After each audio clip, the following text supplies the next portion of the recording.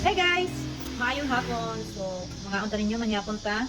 Ang oras karon kay 6:21 na. So, dapat mga alas 5 or alas 4 kakaon na mi tanyapon pero kay nag-answer mami sa assignment sa akong bata, nadugay-dugayan mi. So, karon kami nakatanyapon. Nag-utan kog dali-dali unya. While ga-answer mi sa assignment, ang akong kalabasa nga akong gilatan nalata umayo pero okay ra pud kay para dali bitan ko pigsangon para akong mga bata di man mukaw kanang buo kay ani ba. Pigsangon siya para di kay ma-feel nilang kalabasa. So, manyapon ta ninyo. Umuti akong utang kay naisangig. Mahuna-hunaan bitaw nako sa una katong gagmay kami ba. Biskag tik-tik ang pagkaon bitaw katong pino na kayo nga mais dayon. Biskag utang kamunggay lang na niya butang sangig. Ala, murag lami jud kaayo. So murag karon murag ning balik akong kuano wow. Makamingaw ang panahon nga yun ato bitaw pero dagko naman mi. Di na mabalik ang panahon. Pass na to siya. So, malang pagkaon duha ka itlog kay dapat tulod din yan. Di pa nga isang sa kabata. Ngayon, utan. Ang utan ako kay fresh good para gikan sa among backyard. Ang kuan sa kalabasa may wala kuan. Nakoy kuan. Say tawagan na kamunggay, sangig, okra, kanang tugabang o kanang udlot dito sa kamuti. So mao na akong utan karon. Dali jud kog utan. Para lang ako i-tari sa itlog. And my kids and Zaira. Hi Zeng. So, mao na siya kay hinay kay mukaon man na siya labi nagulay sa baw sa pagkahinay so. Utanan gyud nato. Kami kayo kong hutan. Nay okra. Di. Sobra na ko kakuha ng okra. So, ako na lang ikuha gamay pa kay usahay ka na bitang gamay pa siya. Ning gulang. Mugulang na siya dayon. Tungod siguro sa akong abuno.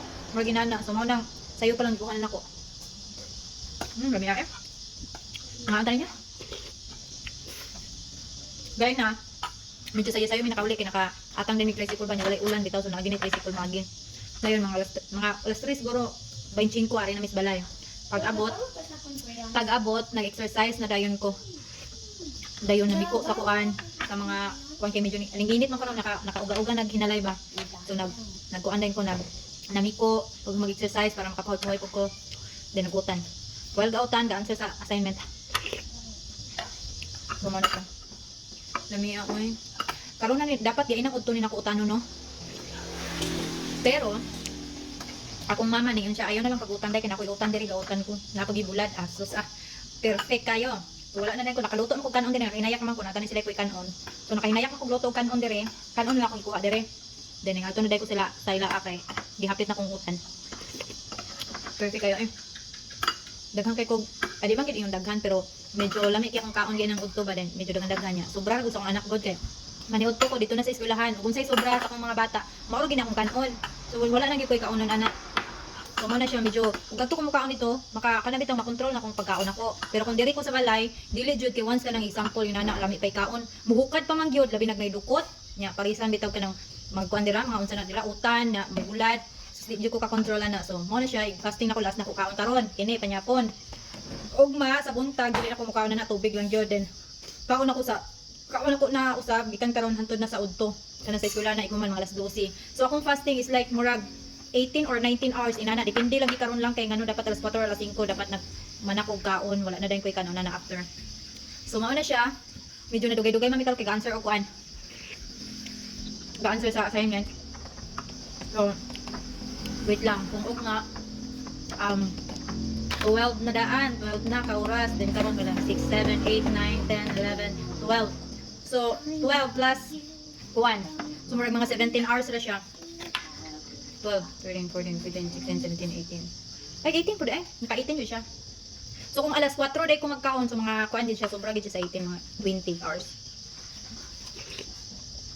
So, mauna siya. And then, ga-exercise. Kung di ko ka-exercise sa buntag, mabisi ko din, wala na ko yung time, prepara na lang ko pagkaon. Mauna siya, mag-exercise ko sa hapon.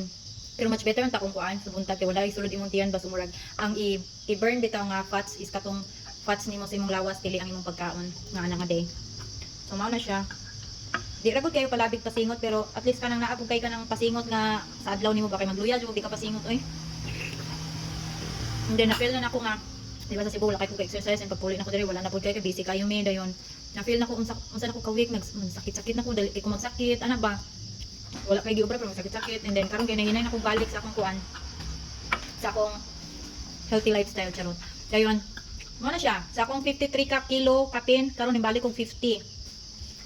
balik og 50 wala po ka exercise ato nga timbang. And then karon wala pa ko ka sulay na pog timbang nga nag-exercise na ko din. Mo ni siya kasing gyud. So muna siya gabi na kog chika diri no. Mo ni among view diri akon mi. Yorn.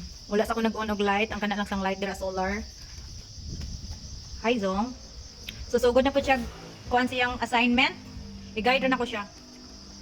Then mao na mong view diri. Oh. Nice kay mong views ah. So mao na siya. Thank you for watching. God bless us all. Bye.